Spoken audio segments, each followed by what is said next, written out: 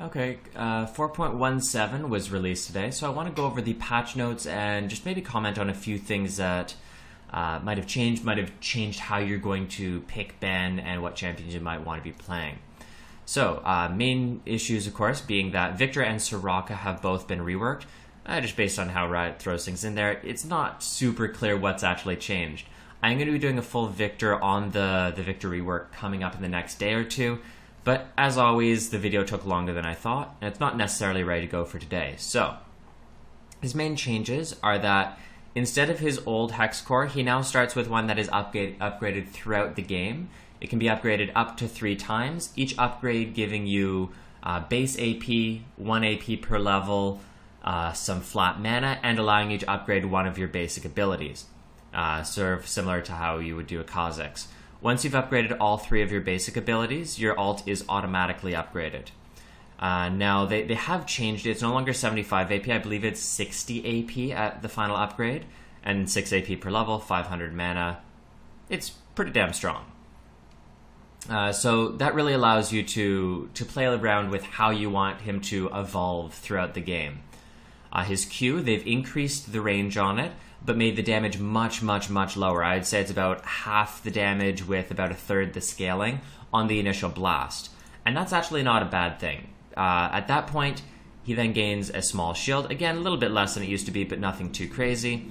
But then the big thing is after the Q casts, his next auto attack is converted completely to magic damage and has a very high scaling 0.5 AP ratio and deals bonus damage. The bonus damage is based on Victor's level, not the level of his Q.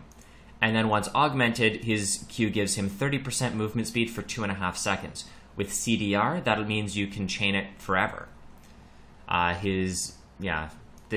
changed the cooldown a little bit, not a huge change. At max level, though, it's lower cooldown than it used to be. At starting levels, it's higher cooldown than it used to be. The idea is that they want to reduce his long range bullying potential compared to what it used to be, because let's face it, when Victor was ahead, if he was able to get off his long-range combos, they were pretty damn scary. And buffing the range on it, that was a terrifying concept. Outside of that, the W has been given a much higher range. It's about 700 range now, if I remember correctly, rather than 625 or something like that. Cooldowns left alone, the slows left alone. The only difference now is that once a target has been stunned, it's no longer slowed. So you're not stunned and then slowed on your way out. The only other changes is that it activates a little bit smoother. The overall time it takes to stun someone, though, is the same. Once you've augmented it, though, that's the really cool thing, is it pulls people who have been stunned to the middle of the stun field. So like an Orianna ult or a Diana Moonfall, I think it is. Either way. It's really good for lining up some skill shots or just grouping people, pulling them away from you as they're chasing. It's really cool. The Death Ray, pretty much identical. Cooldown, mana cost, damage, all that's left alone. The only thing they changed on it really was the augment. Instead of applying a 30% bonus damage as a damage over time ability, it now launches a second detonation. It travels along the same line at a very quick speed. That second detonation does the full damage of the laser a second time, but if the target's already been hit by the first laser, it does reduce damage. It only does 40% rather than full damage.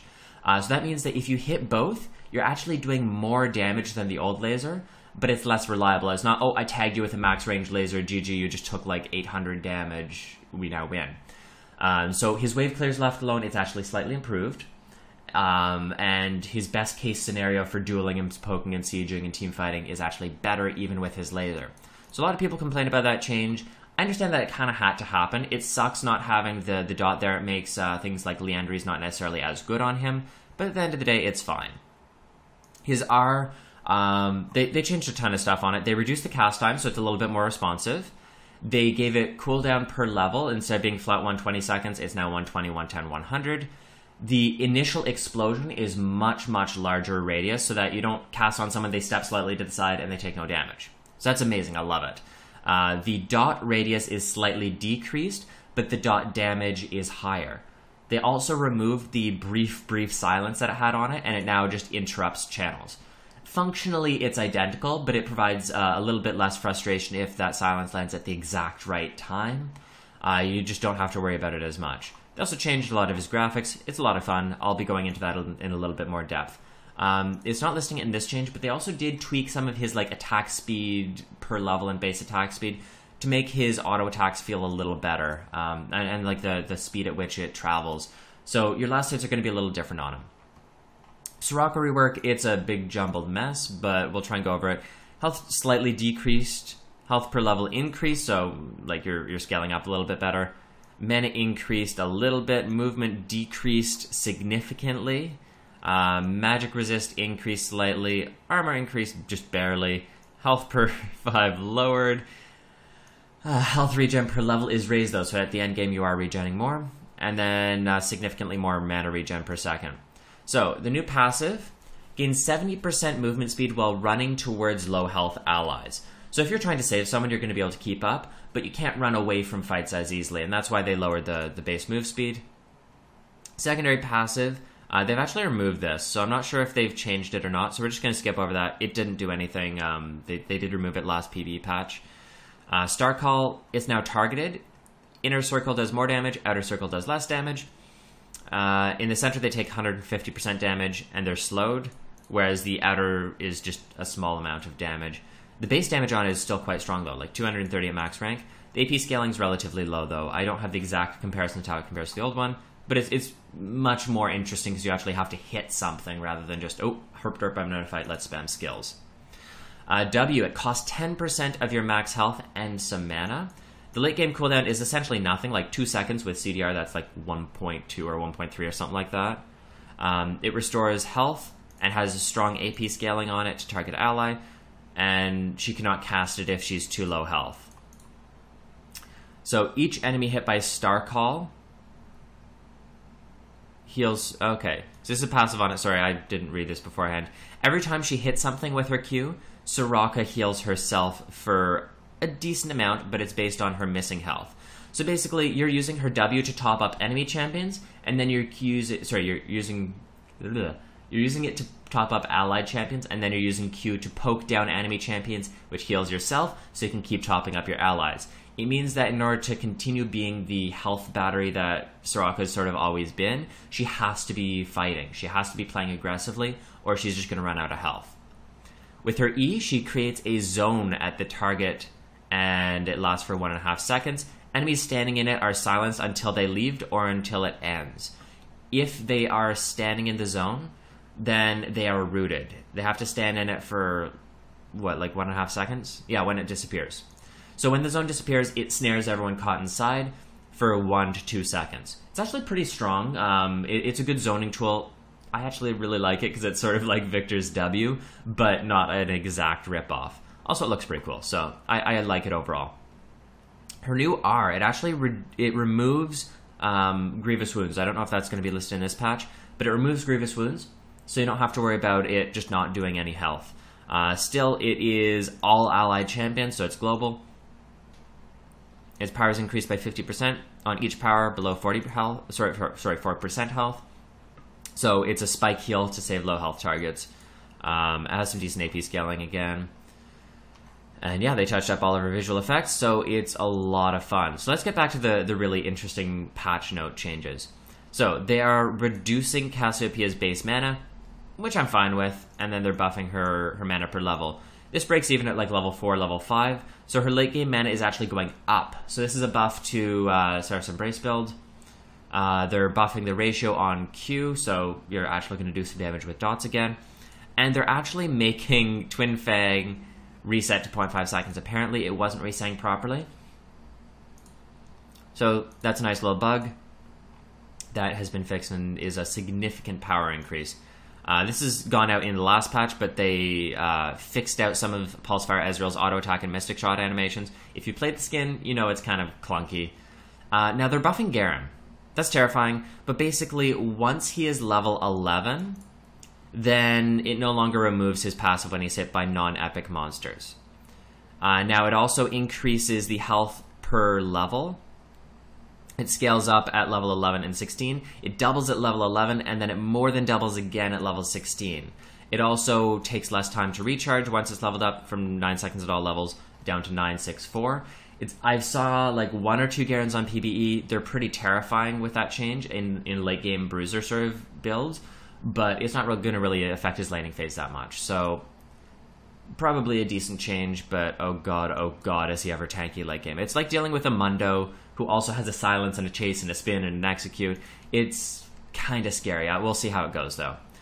Heimerdinger and Karma both had their R changed, so that if you are CC'd and you're trying to cast, let's say, RQ or RW or R any other skill to empower it, the R will cast while you're CC'd, so that you can use your skill immediately upon being able to cast again.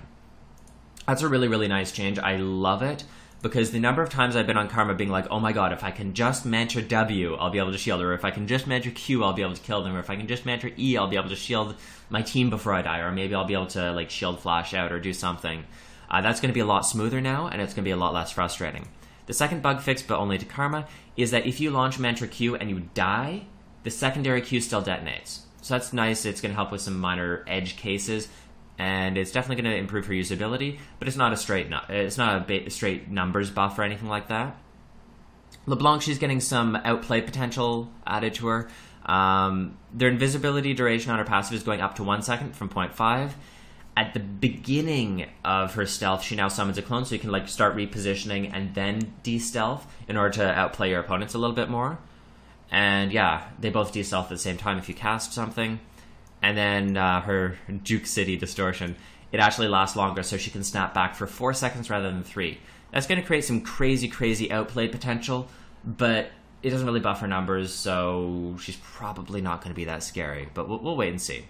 Maokai, he's getting his stored damage on his R pretty much, not gutted, but massively reduced. It's about a 50% nerf. So basically, as he's attacked and stores up bonus damage, that bonus damage is capped much earlier, 100, 150, 200, rather than 200, 250, 300. The base damage remains the same, all of his other damage remains the same. Misfortune no longer gets her strut interrupted by non-damaging effects, so Exhaust isn't going to immediately reduce the bonus move speed, even though it's still going to slow her. Nautilus can now pull to champion-created terrain. Nidalee, she's getting her AD ratio reduced across the board, except her AP ratios are then being buffed on Q. Sorry, not across the board. So basically, they're trying to move Q away from AD bonus damage and over a little bit back towards the AP Assassin style. They're nerfing her base AD significantly. They're nerfing her base attack speed slightly. And then, I don't really know. They're slightly changing her pounce so that instead of 1 second, it resets it to 1.5 seconds. So that's alright. It's fine, whatever. Abilities that reduce cooldown now work in combination with Nidalee's cooldown reduction stat. So the problem is, at max CDR, pounce is actually slightly lower than it was before. Not a big change, it doesn't really matter, but it's just one of those things where you're like, wait, you want me to build cooldown reduction now? And if you think about it, it's because they want people to build AP on her again. They realized, oh my god, AD is just kind of the only viable option. I actually had a debate about that yesterday, and they're finally changing that. So CDR now has a purpose on the Cougar form, AP now has a purpose on the Cougar form, and then E no longer affects the cooldown of pounce when used on a hunter target. So a lot less bounces overall, but whatever. Not really going to talk about it too much. Rammus, just some quality life changes. If he cancels Q, okay, so he can cancel it immediately 1 second after it's activated. I'm assuming that means that he can like just say, oh, should I activate that incorrectly? Oh, never mind. I misread this. Sorry. Basically, once you deactivate Powerball or Defensive Ball Curl, it deactivates 1 second after. So you have some overlap there, I guess. I don't really know. They fixed the Sona bug where her Q is shorter range than it was supposed to be. Good. Talon. Okay, so Q resets a little bit faster, so the animation's faster, you can reset your attack with it faster, but E no longer silences. People are freaking out over that change, but at the end of the day, if you're going to kill someone, you're going to kill someone. If you're not going to kill someone, well, they have options to play against you now. It's going to reduce how many people Talon counters, but at the end of the day, I don't think it's going to make that much of a difference. People who want to play Talon are still going to play him. People who don't, well, they're going to leave him as is. Now, that being said, he has a quarter-second huge, essentially root on him when he E's in. That way you can get one extra auto attack. So you're going to E auto attack, W auto attack with your Q auto attack. You're going to be able to do an extra reset, essentially. You also get a slight particle on yourself when you're using ult, so you know that you're hasted because it gives you move speed. They are finally nerfing Tristana's ult cooldown. Instead of 60 seconds at all rank, it's now 100, 85, and 70. And then there was also a bug with Q on Yasuo where it was having slightly too low cooldown when he was using it with his EQ at high attack speeds. Minor edge case nerf. Not really going to affect solo queue that much, but maybe it'll affect like pro play, who knows. Although they're not using him as much anymore anyways. Zilean getting a quality of life change on his R so that you can see it easier. The size of the effect has been increased by 50%. And then they're upgrading the textures on Ahri, Akali, Ashe, Corki, Fiora, Galio, Graves, LeBlanc, Leona, Nautilus, Orianna, and Xerath, including all of their skins. Just to touch on it for like a quarter second, some of the skins will look a little bit more bland, but the idea is that they're going to be less distracting on the new map. They actually look really good on the new map. Everyone's entitled to their own opinion, so you can hate them if you want. But at the end of the day, I understand why Riot was trying to go for it. It does make them a little bit more readable and less distracting. All these little fine-tuned details that you're not going to see unless you zoom in anyways, why bother with them? Also, they made a slight change to elixirs and stuff. They now recalculate every time you level up. Whoop-de-doo. Most people are buying them at level 18 anyways, but still a nice little tiny change. Anyways, that's it for 4.17 notes. I went way too long, but hopefully you guys enjoyed this. I might start doing this with every new patch, but we'll see how you guys enjoy this to start with. I'm going to be working on that Victor update soon. I'm also going to be streaming Victor all throughout the week. It's going to be a ton of fun. So if you want to check that out, we do stream full-time over at twitch.tv/pro4never. Hopefully we'll see you around, and if not, have a wonderful day.